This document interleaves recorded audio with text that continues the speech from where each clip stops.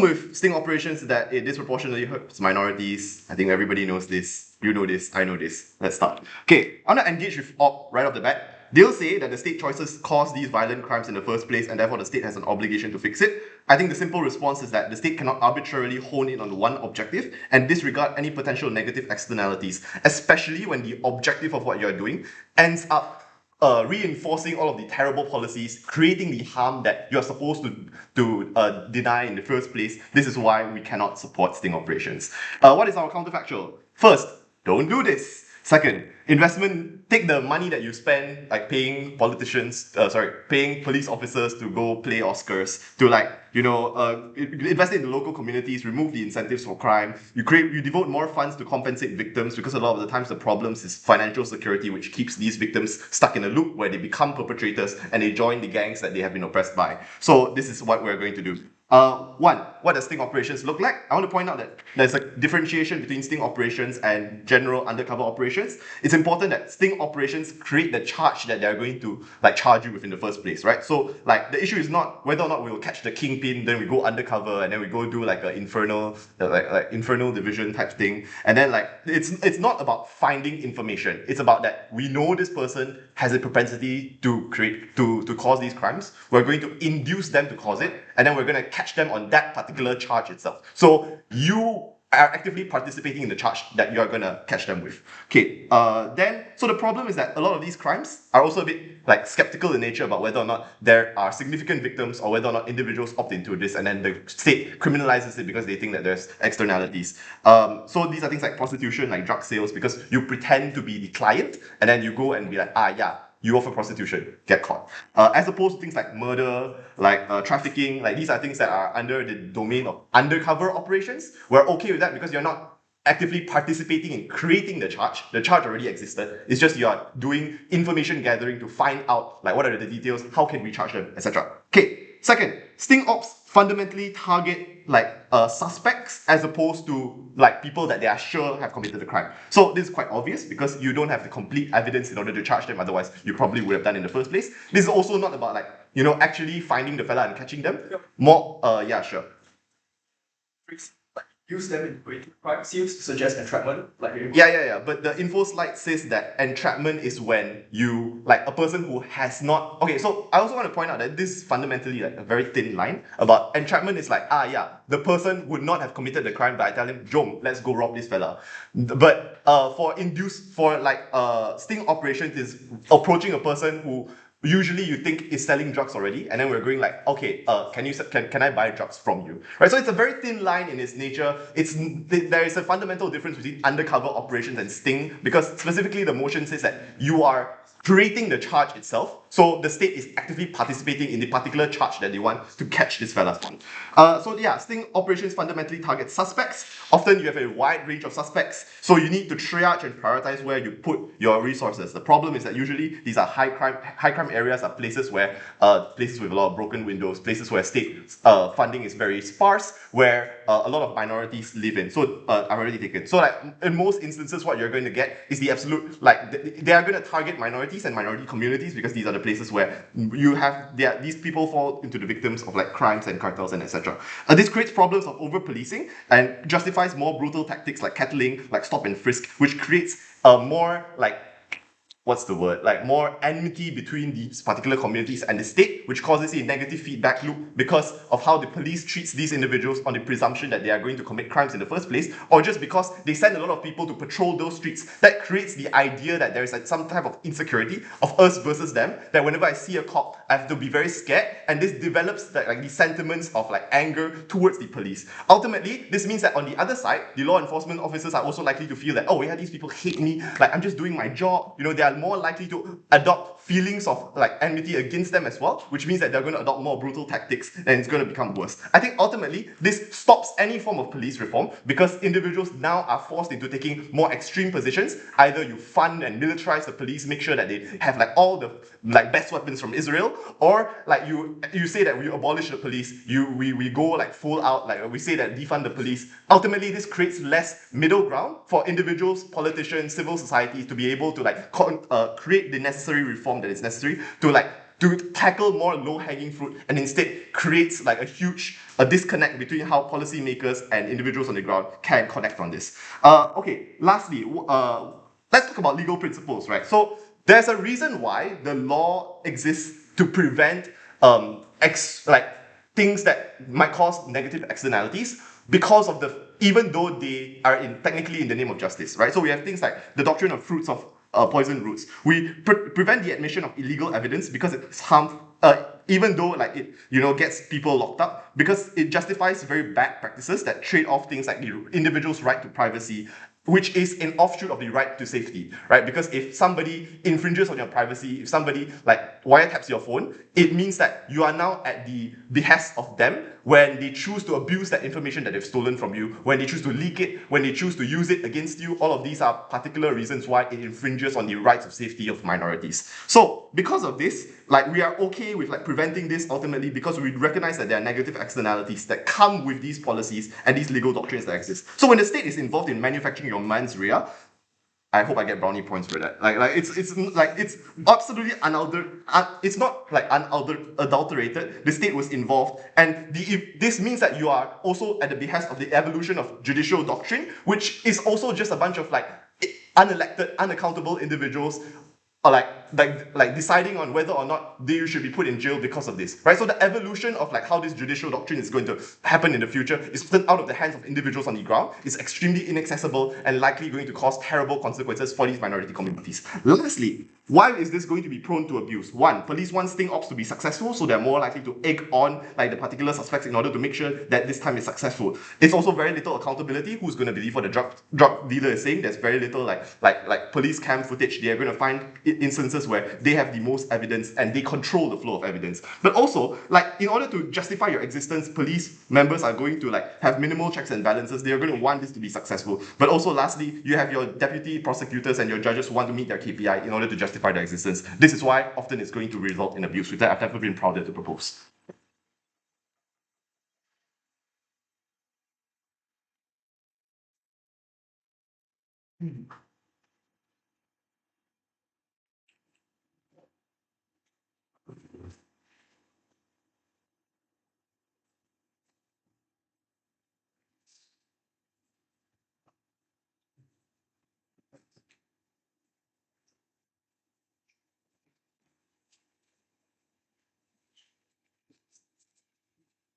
Okay.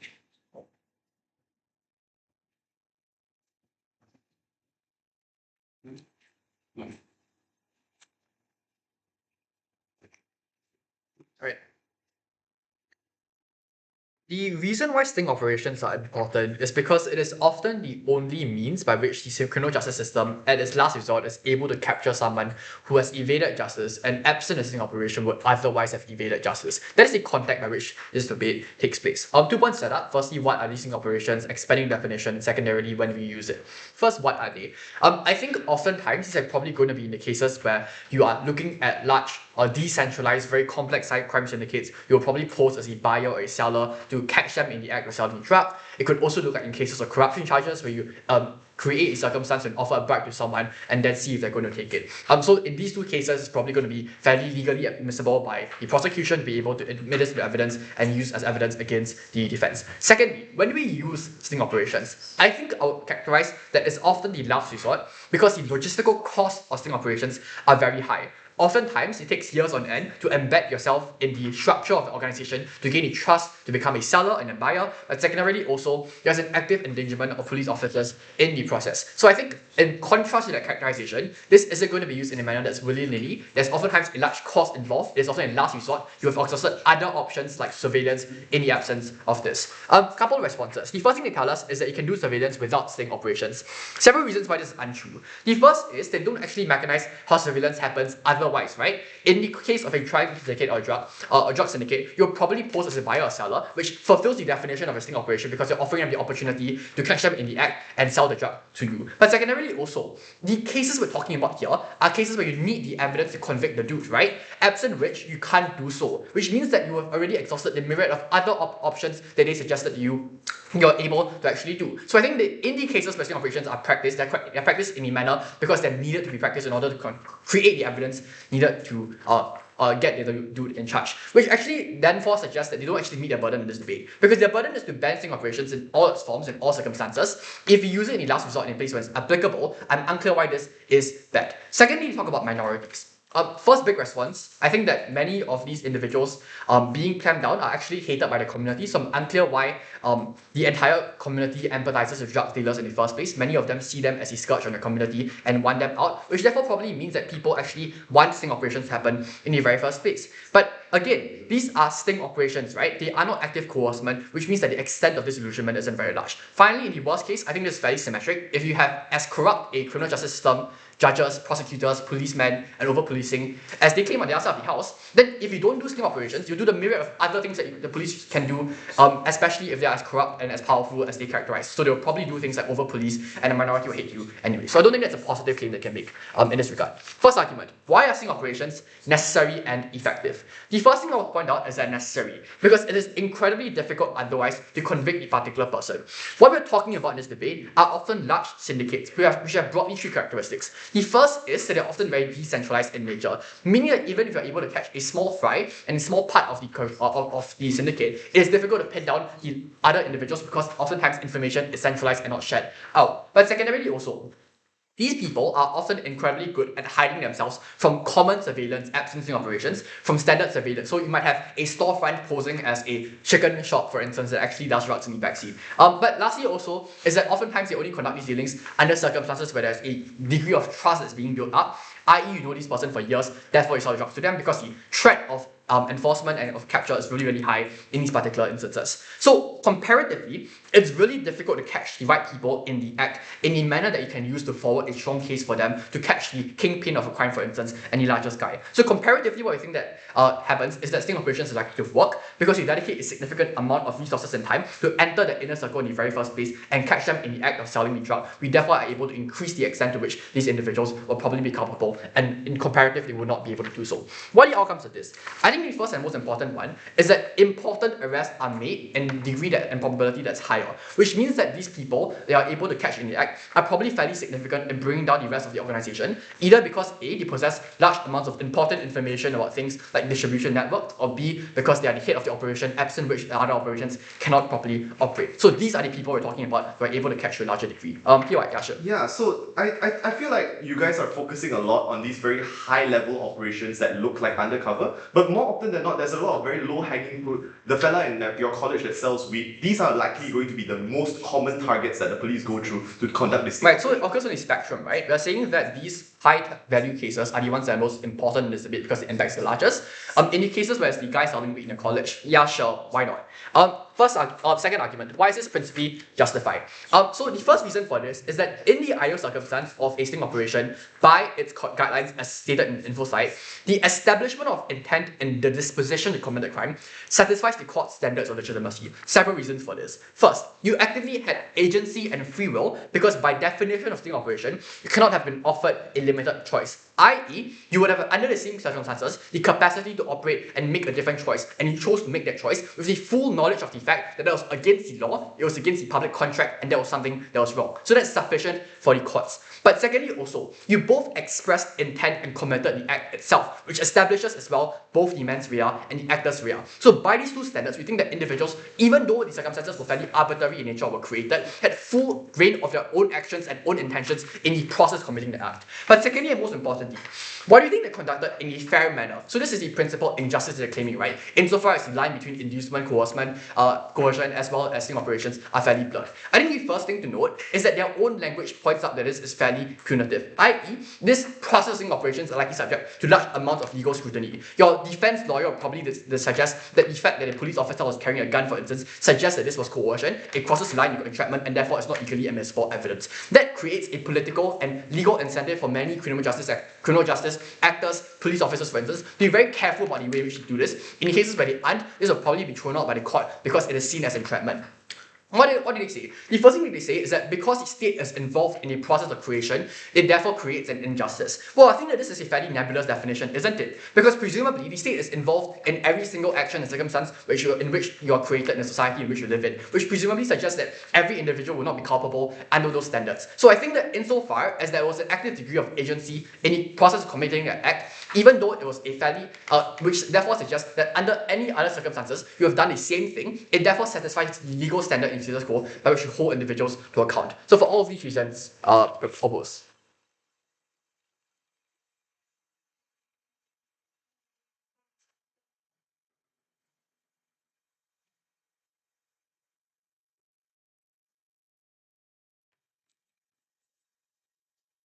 Being recorded again. This is Hold up all your funniest jokes. nah.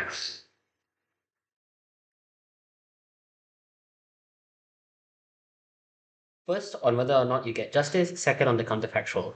What is being done when you do a sting operation? You collect profiles from suspects who you feel like you've built a track record, and it's usually a multiple range of suspects. You do things like come into the location to essentially build a sense of rapport, feeling like you're a part of them, and then when the good is done, you make them look at the absolute crackhead when they actually do the crime. The problem with a lot of these processes is that it sounds good in nature because you're trying to do it to uncover big, large, decentralized operations, to uncover or gather more data sets. But there are a few problems with this team's analysis. The first problem is that you often still are operating most sting operations under incomplete information, which is fine. They said this is okay, that's the whole point, right? Notice the problem here is that even if that is the premise to their case, it often leads towards a lot of negative harms. The first problem here is that most police officers who are often under these sting operations often don't act under the certainty that these people are actually the ones within. They just happen to build up a profile on these fellas who may have been in the wrong places at the wrong time, and are often doing these sting operations in the impression of wanting to build up and get these things right. So get like these confessions out right. So the idea here behind it is it becomes a self-fulfilling prophecy. You don't know if they're going to commit the criminal, so you want the crime itself to happen because you think that they're going to be involved for the sake of fulfilling the greater good of being able to fix the crime, to get those levels of small wins, etc., and things like that. So that that's why you're likely to go down the route of it being largely indiscriminate and targeting a large amount of people instead of being precise, because you generally have to be able to do so.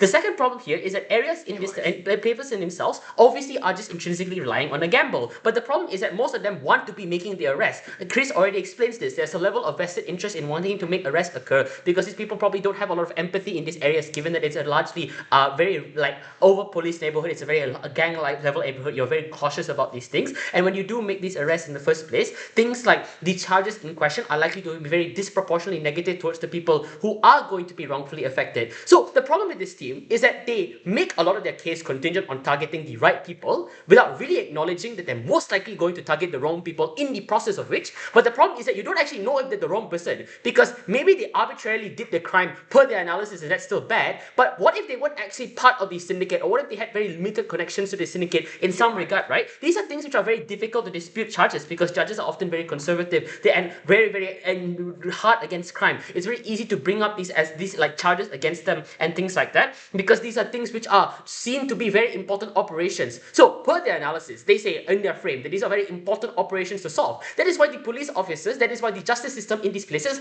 are going to just do over policing under sting operations, because a lot of it is a means to an end to uncover the right suspect or the right lieutenant for the cartel. Therefore, you kind of do cover all these small scale dealers, right? Here's the thing that wins the debate for us now. If this is going to be indiscriminate, why is it much more worse off on their side? Firstly, because the ability for you to target high-level lieutenants is still one that requires a huge amount of collection of building data, of building other people like informants, which were people you could still have witness to investigate and talk to. You have things like witness protection programs, you have informants and whistleblowers on our side of the house that were still going, maybe we're able to do that. But on their side of the house, instead of going down that route, perhaps they do it a little bit less. The problem is that to build your way up to the top, to uncover the syndicate, you essentially have to bring down a lot of people who cannot defend themselves in the court of law because they were already caught in the action in of itself, but they may have not actually contributed much to the case. So you actually either make very marginal contributions to the case for the very reasons that Chris already explains. That is why this was impactful, because this is very abusive to a majority of places. There are many impacts here. The first is the explanation as to why is it likely. This just makes a lot of people be forced into a rock and a hard place, being able to defend themselves. So their best case is they finally get the fella at the top. Now you got maybe 3 to 5 other fellas who may have just been coerced by the cartel to deal drugs, or else their family would have been killed. But they can't make that defense because you dealt the drug. You were coerced into the syndicate, but you are seen as the guy who contributed to the operation. Look, perhaps justice should be indiscriminate in some regard. I'm going to weigh against this though, because even if you still think this is right, a lot of these things are ruining families. They are overcoming a racial battle in the court, and it's just a very arbitrary prosecution process. They use tactics like intimidation to force you to make confessions anyways on their side of the house. So these are things that actually occur far worse off on their side of the house. The second thing I want to explain here is actually mistrust, even if it is symmetric, occurs on either side of the house. The reason for this is very simple. If you are a community member and you cannot differentiate who the fellow next to you is, whether they are a narc or something, that means you're far more likely to be paranoid and against this. And I'm going to flip this. Cartels actually see these things as far worse off, because if cartels and drug syndicates know that there's going to be a sting operation done against them, the person at the wrong place at the wrong time is going to be the one who is going to get robbed or get rid of by certain enforcers of the cartel, because they are seen as one who's probably cooperating with the police, or they are police members themselves. So much more indiscriminate violence actually far more happens on their side of the house is a reaction to sting operations, because they see themselves as one that is going to be far worse off. But finally, I just think this is very morally harmful. The reason for this is very simple, because the whole point of justice is not to be a utility monster. It is to enforce the law. That is why people who, even if they are 80% guilty, we don't convict them. We make sure that we gather as much of information as possible. But this is in of itself, the way you convict this crime is done in a very morally harmful way. You are mingling with community members who don't know, who cannot consent to the harm. So perhaps the way here is very simple. You get the means to an end on their side. But if we explain to you that some mechanisms of fixing the cartel are present on our side of the house, even with imperfect justice system, but they indiscriminately harm a lot of people through all the mechanisms Chris and I explained, then they've already lost the round. Before I talk about the counterfactual, go. Yeah, so would courts on your side of the house also criminalize individuals who committed crimes because they were coerced by a cartel? Yeah, but it's worse on your side, because that's the backing of a police officer. The point we're trying to say is that these police officers are emboldened by the strategies because they're seen as a necessary operation. They become the substitute towards other forms because, as you said, it's justified as the last resort. So things like surveillances end up stopping. So let's talk about the counterfactual.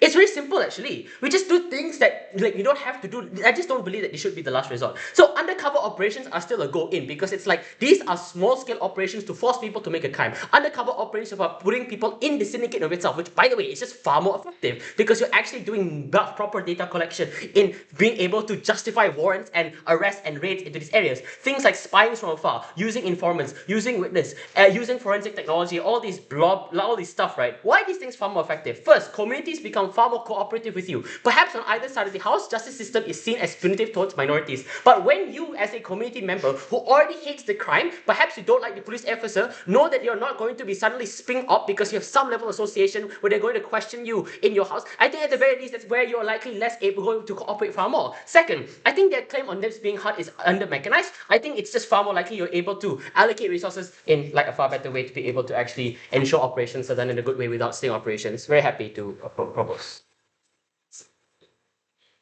We need to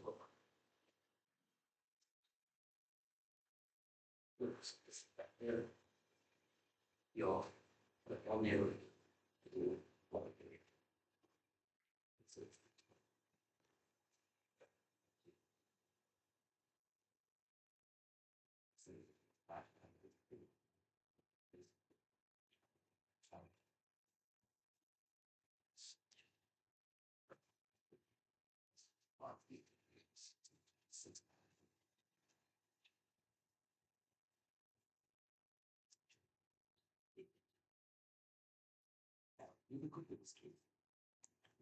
The problem with this government team is misplaced burdens. They seem to believe that if something has the potential to be abused and exploited and done badly, then we ought to ban that thing. What we argue on the opposition side is very simple. That for something to constitute prohibition, you need to prove that in all instances of its implementation, it's likely to be done badly. We will prove to you why this is unlikely to be the case, but even if it's the case, it's still justifiable for you to enact this. The first thing I want to discuss is the principle of the round. Is it fair for you to catch people utilizing this form of sting operations? And to be clear, I'm assuming under the normal circumstance that you are not entrapping someone. That is the proper implementation of this law. If this law is properly implemented, I suggest to you that sting operations are an entirely justifiable form of criminal prosecution. There are two reasons under this. One, it is because you are capturing people who have committed a crime. They said we are targeting the wrong person. Their definition for this is people who weren't in the syndicates. But our claim is that if you make the active choice to commit a crime, you should be punished because you have violated the social compact and the promise you made towards the state and the community around you that you you ought to follow the rules and order that society imposes upon. You create third-party harm insofar as you commit a crime, and you ought to be punished for that. But the second thing I want you to note is that their defense of these people being minorities isn't justifiable. It is regrettable that minority communities engage in more crime, but your status as a minority doesn't mean that you don't deserve to be charged in court if you commit a crime. Just because you can't defend yourself in a court of law in a sting operation doesn't mean you can defend yourself in other forms of prosecution. So for instance, if you're caught in the street doing a normal crime as a minority, their side of the house would still support punishing you in court. The reason for this is because you committed a crime, which then suggests to us that their whole mechanism doesn't work. Because if corruption is so irrevocable, then it means that it's true for all crimes, and the punishment and prosecution of all crimes, it is an infinitely elastic principle. We don't believe that it should be implemented. But secondly, I want to talk about minorities, and this is where they really lose the debate, right? Because their claim here is not fighting against sting operation. The true thing that they want to fight against is over-policing. It's a problem-solution mismatch, right? And what we suggest to you is that absent the case of sting operations, a lot of the harms that they posit happens anyways, right? So for instance, excessive police patrolling, like the cases in which police brutality actually occur, or you stop and frisk, a lot of these circumstances occur far more when sting operations don't exist, because the same incentives of wanting to capture minorities and wanting to hit your KPI as a police force still exist on that side of the house. So I would suggest to you that it's likely symmetric because the incentive is still the same. But note that their slippery slope of buying weapons for Israel or whatever, or heavily militarizing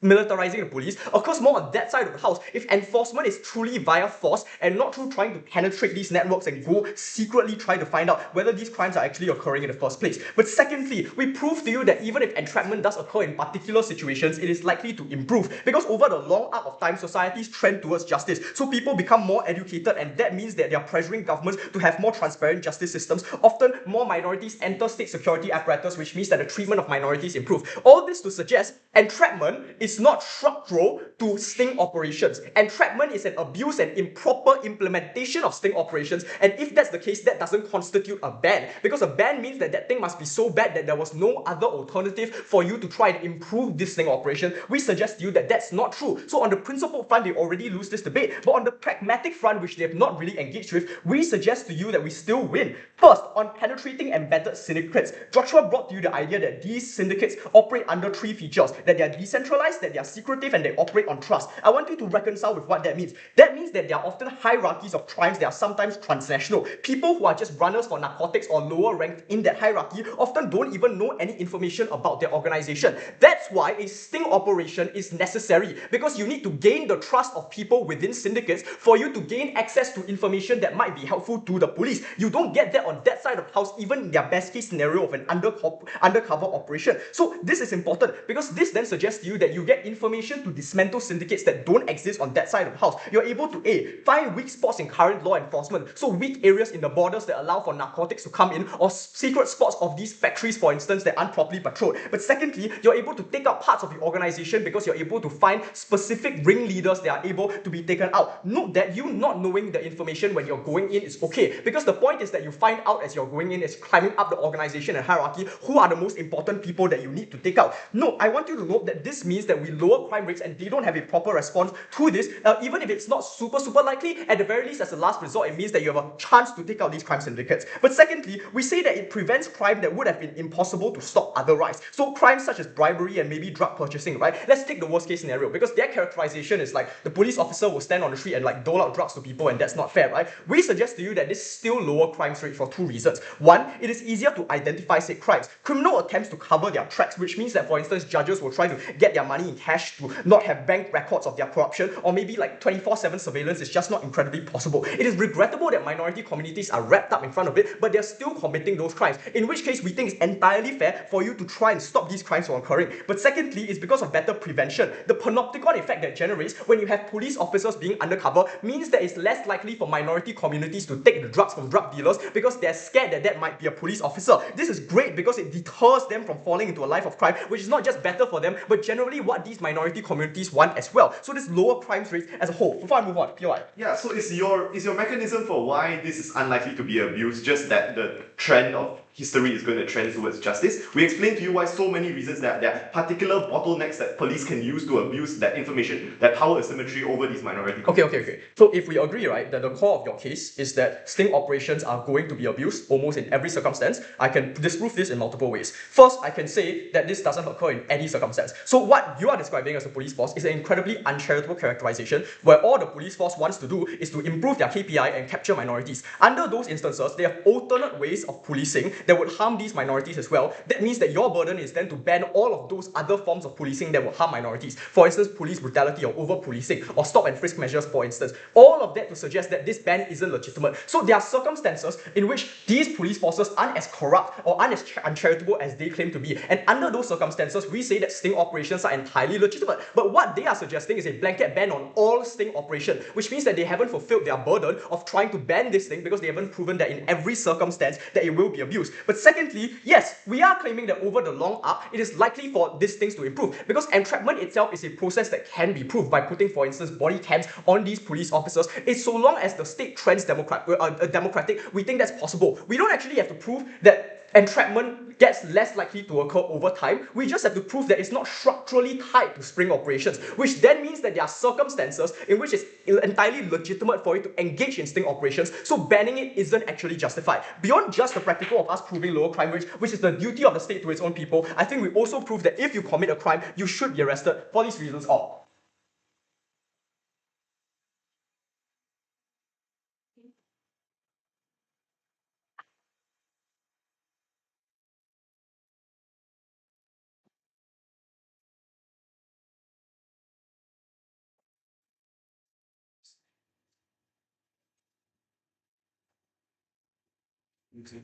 Yeah.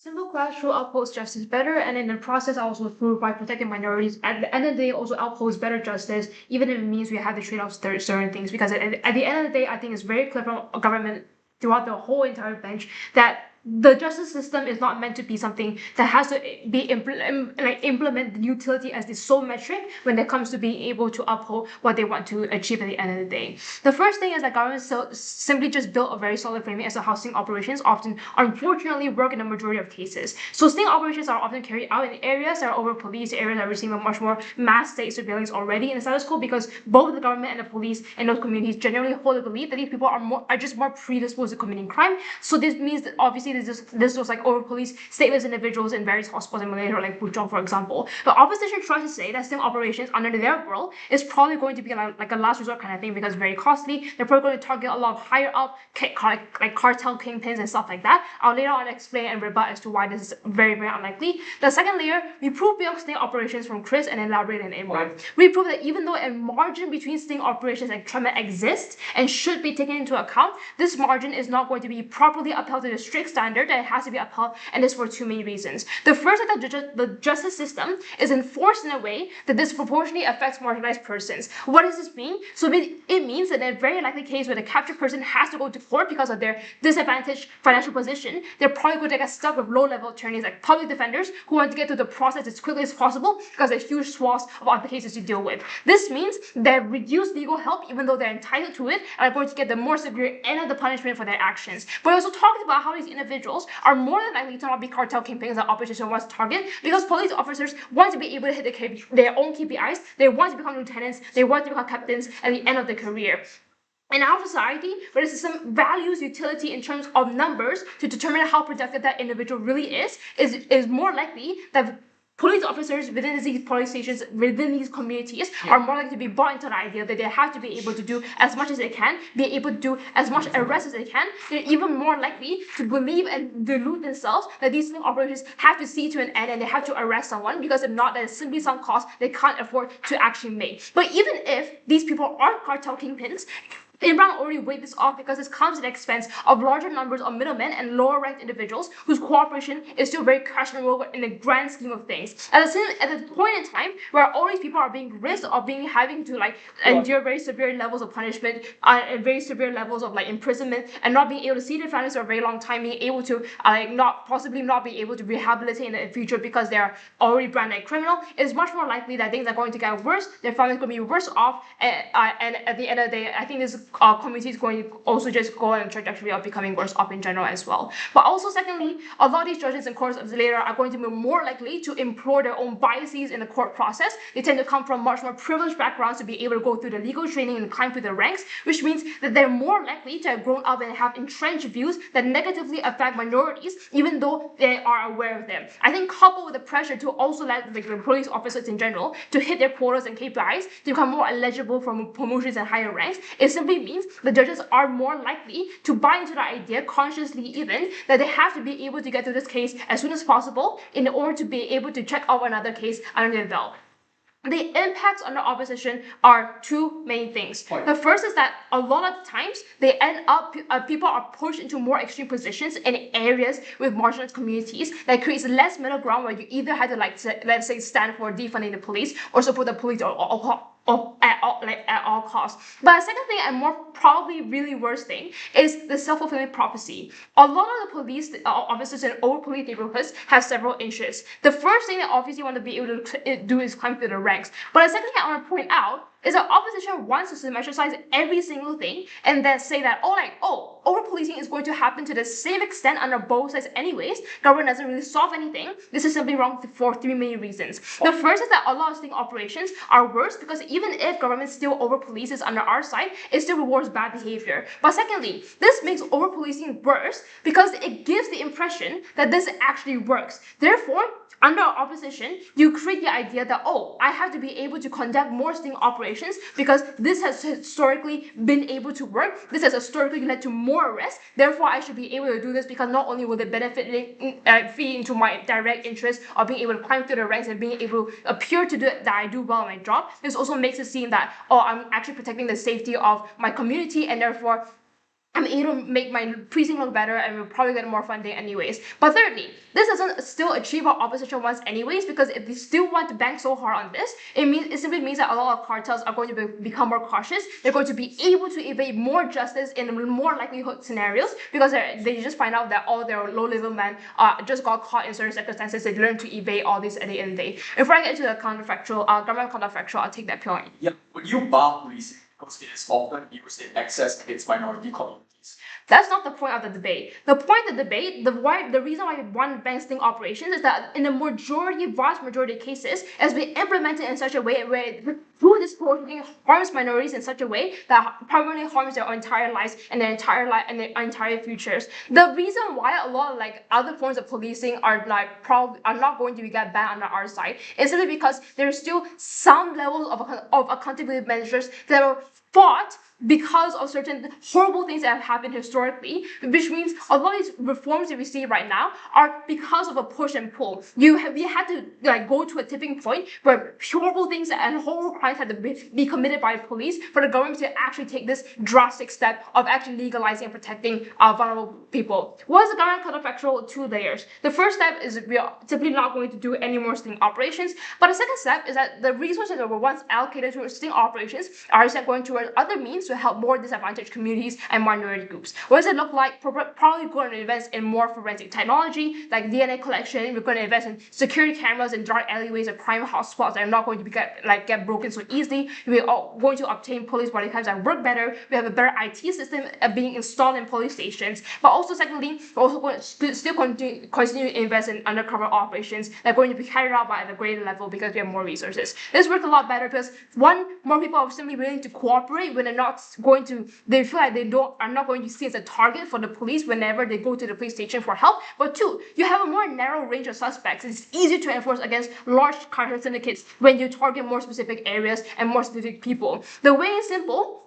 The criminal justice system is not meant to be a tool to hone on in utility even in more malicious conditions. Sure, a person being from a minority doesn't absolve what they did. The problem that we pointed out is that this sting operations often lead to the worst harms towards the minorities in the most vulnerable circumstances. This is something that we do not want to trade off. If that government.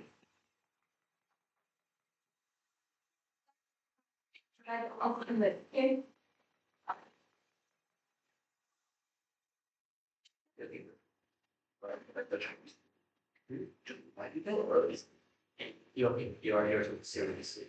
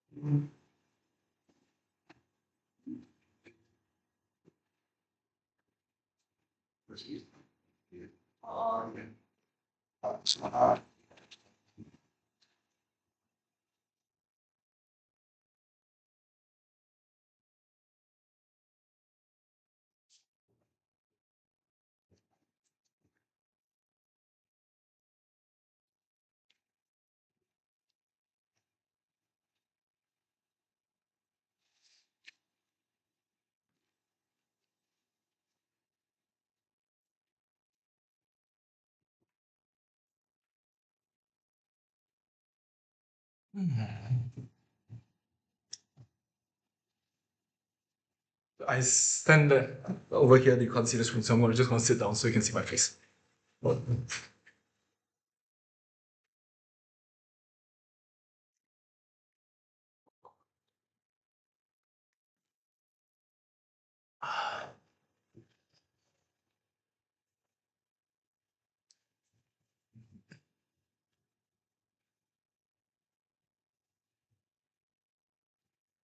The case on site government is a house of cards. They need to prove some very, very specific things in order to win. They first need to prove that the state principally should prioritize the treatment of minorities over the serving of justice. Number two, they need to prove that these sting operations are oftentimes abused, are in the majority of circumstances abused, and finally, that there are no ways in order to curb these abuses on our side. Number three, they also additionally need to prove that they can trade off the benefit of sting operations that we have claimed to you. I'm going to show you why on these three counts they fail and therefore why we win.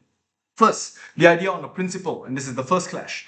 Notice how this is kind of dropped in second exchange. I'm going to explain to you what my PM said, my LO said, and explain to you why it takes over what the PM said. My LO told you that on a principle level, what the justice system will look at is to examine whether you had the mens rea.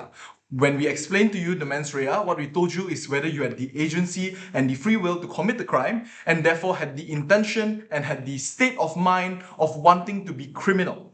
This is the kind of thing that we preserve on our side, specifically when we ensure that it is not entrapment. Why is agency the particular factor that is important here? Because insofar as you are forced, you don't have the criminal mind or the intention of wanting to do crime. But insofar as on our side, judicial mechanisms exist in order to prove that you are not forced, or rather, when the police offered the option to commit a crime to you, you had an out. Or rather, when you saw the drug dealer on the corner of the street, you could just walk past. That is the element that they need to prove in court in order to prove that there was no entrapment.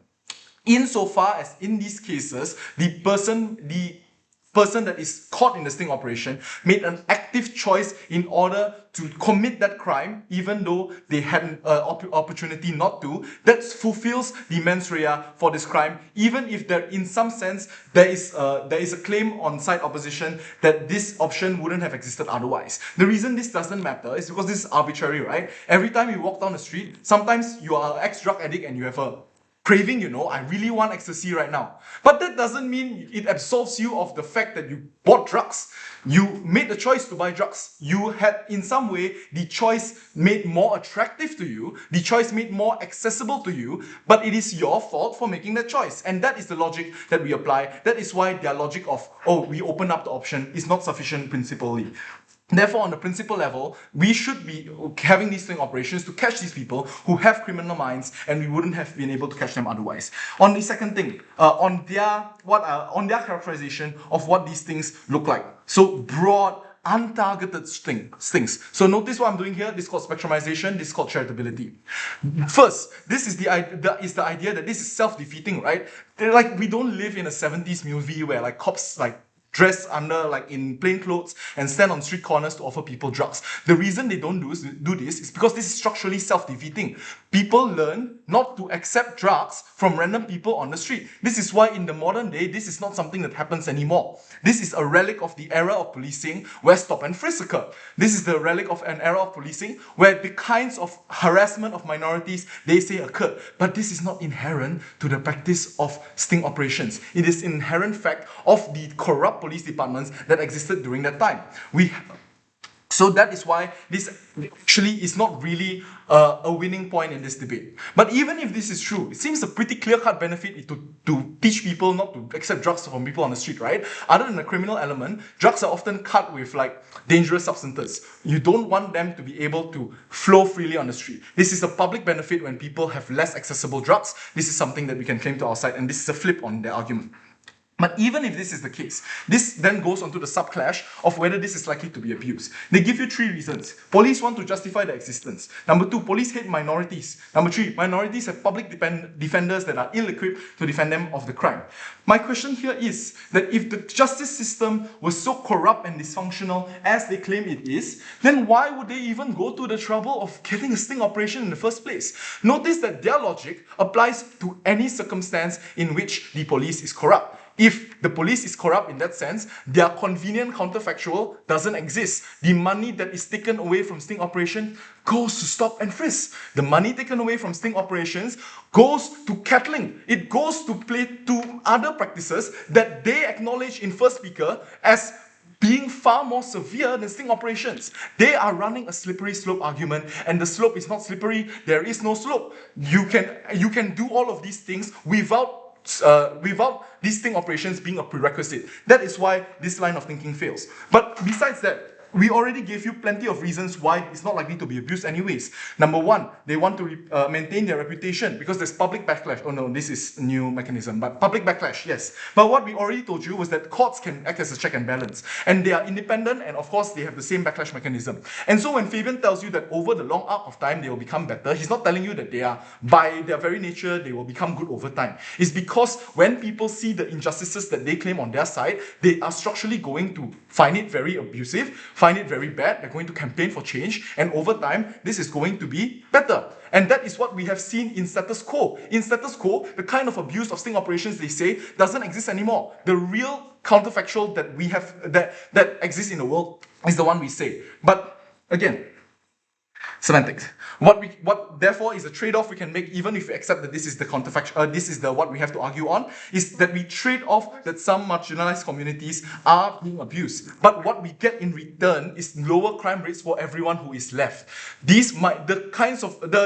minorities that commit these crimes are not the only minorities in their communities. There are plenty of minorities that want to be law-abiding, want to be good, but because of the existence of these drug cartels that infiltrate their communities, they don't have the opportunity to. We return agency to these people, and this is justice also on a principle level. On the highly specific planned things that we claim, they mischaracterize us when they say that we are targeting cartel kingpins. And therefore, what we actually are targeting is the system, right? It is the middleman. We want to take out the middleman. We want to take out the distribution networks that bring drugs to these people. So when they claim that you have these middlemen as collateral damage, no. We already claim to you principally down the bench that we want to take down these people because they are bad people, they commit crimes, they precipitate the systems by which people can engage in more crimes. And so even if they are not kingpins, even if they are not getting rich from this, these are people who are principally committing a bad thing, then these are people we should take down. And therefore, and this is therefore our final win path. And final thing, let's look at the logic to the extreme. If you claim that any collateral damage means that you cannot prosecute drug cartels, you shouldn't do these things. Presumably, you would never prosecute the drug cartels. And because this logic is so extreme and we are more charitable, we should go for side opposition.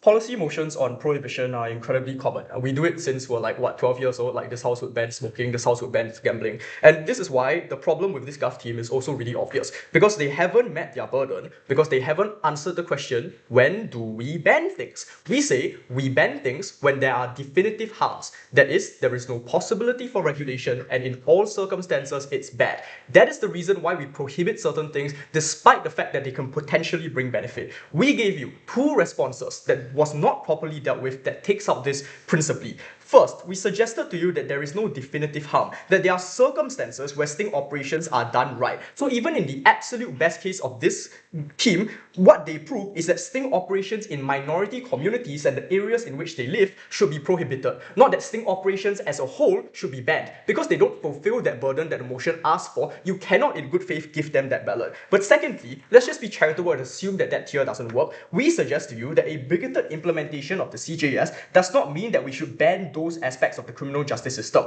I asked the Gov Whip if you would ban policing because over-policing in the majority of circumstances is used against minority communities. That is, a classically good policing strategy is abused and used in excess to harm particular groups. Would you ban that strategy as a whole? The response that we got from this team was very convenient, which was that they would use the money that you use for sting operations to fund other kinds of policing that improves the police force. My question is, why would that happen? Because their characterization of these particular police forces are incredibly corrupt, bigoted individuals who want to hit KPIs and harm minority communities, which suggests that the money will be probably directed to other tools to use against the marginalized. So heavy militarization, increased surveillance, more cars to be able to over-police. These are all ways in which they will harm the marginalized. And my question is, are you going to ban those other methods as well? We can't just ban everything just because there are instances of poor application and discrimination. A lot of our laws, for instance, are and were racist. For instance, in the 70s, the punishment for crack cocaine was like 100 times more than normal cocaine. The only difference between the two, despite being chemically similar, is that crack cocaine is smoked, whereas normal cocaine is snorted. The reason why is because marginalized communities and African Americans in particular disproportionately smoke crack.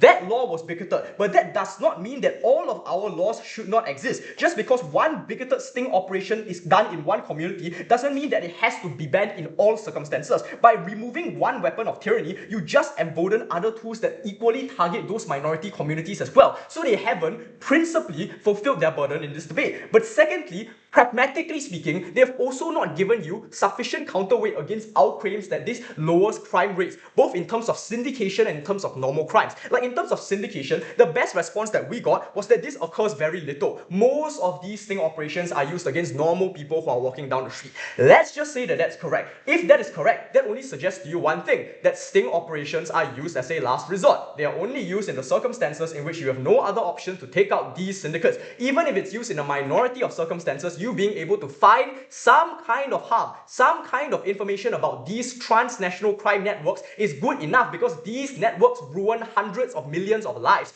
That's important. It's a high impact argument that they never dealt with. They just mitigated against it. But secondly, we suggested to you that crime rates lower because of the chilling effect that policing or sting operations create. But even if you don't buy that, it is the fact that you're able to detect these people early who were going to commit crime because they actively chose to do that, which means that you can stop them from harming people in the future. And this is also important, and we actually weight this against them, right? Lowering crime rates is one of the most important priorities for the state, because that's the promise it made towards all of its citizens who elected it into power. And by the way, marginalized communities aren't just this homogenous mass of like people who are really appealed by crime. A lot of people in marginalized communities hate those members of their communities, because those are the ones that give them a bad rep and make it so that it's structurally difficult for them to break through glass ceilings and get a standard of living. This is to say, crime hurts everyone. Insofar as you lower crime rate, the scale of benefit is something that this team cannot capture. At the end of the day, we ban things when they're definitely bad. I think they haven't proved that burden. Oh.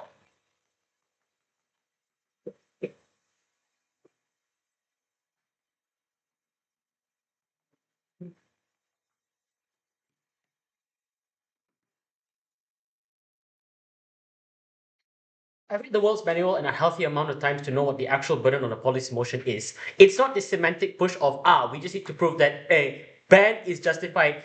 A ban is justified or not justified in a majority of instances. It is a bad thing. We just need to prove that the fucking policy is more harm than good. So like, explain that the policy is predicated on very reasonable characterization we give on how it is implemented, and that likely leads to more harm towards people, in and of itself is enough to win the debate, maybe not on the justice of fixing syndicates, but just on the pure harm that it does to multiple minorities. And I can't believe that they try to weigh against minorities by saying that they are a small piece of the puzzle, right? Because if we highlight to you a bunch of flips that already illustrate why when you do these sting operations, they actually impede the execution of justice you'll be able to do. Because the chilling effect isn't actually a chilling effect to stop crime. It is a paranoia effect that increases the harm towards neighborhoods, that increases the harm that cartels can do under the fear of sting operations, where you only take out one piece of the puzzle, which by the way, they just never actually prove why they killed the syndicates. They just say we kill like one fella and maybe the network is taken down for a little bit, but syndicates repair themselves, they make new things, they adapt and overcome from these things, etc. That is why only on our side we're actually able to fix this problem. First thing I want to do is just like really talk about why their side just leads to so much more harm and why they never actually prove their burden in the first place using their own language against us. Firstly, even if it is true that on our side of the house, that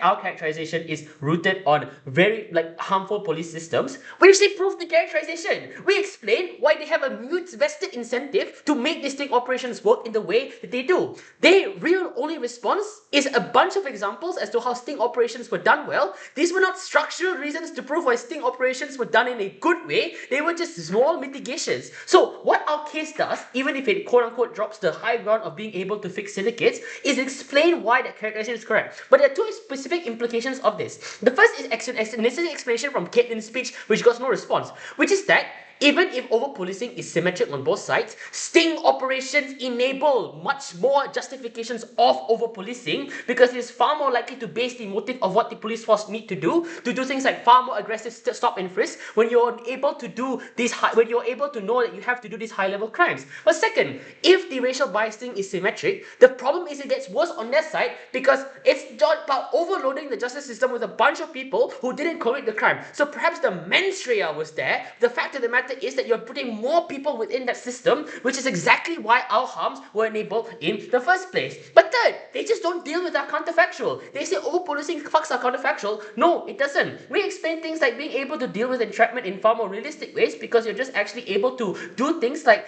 dedicate more resources towards witness programs and informants and actually more surveillance and also undercover operations, which are not part of this debate and things we can do perhaps on either side of the house, but things we could do. But the fact that you dedicate more resources was enabling our impact of proving why it's likely you'll get better justice. Finally, I just think that their winning condition here is slim. They have two specific things. The first is proving that this is fine and just, that even if it's going to fuck some people over, it does its job well enough. And second, that this kills syndicates. The margin of fixing syndicates was already washed out because even if you contribute towards being able to do this, it was very unclear why you were actually able to sufficiently build up enough data at the cost of other people. The second was one where we had a clear win in, because even if you don't care about victims, I'm going to give you a bunch of win here. The first is that all this justifies bad practices in the name of justice that victims can't have no agency in being able to control. Second, even if they are criminals, they were caught the wrong way. They were caught under the impression that it was safe, and this is something that's particularly worse off because it's instrumentalizing someone to sort of either coerce or just nudge them into committing a crime, and this is just not within the fair claims of what the justice system being. But finally, all these people did these things under state failure. Like the state is the reason these people were fucked in the first place, and the sort of recycling of that means that they are cooked in the beginning. At the end of this debate, it's quite simple. I think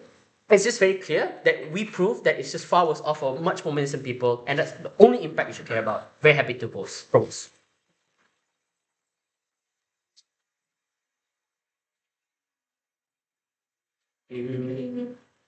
How do you have a break now? Sorry. No, no, it's fine. It's fine. Yeah. That's right. Sorry. I actually really like the show. I think I get it. Yes, yeah. Very reviews. Even unbuttoned. Unbuttoned was.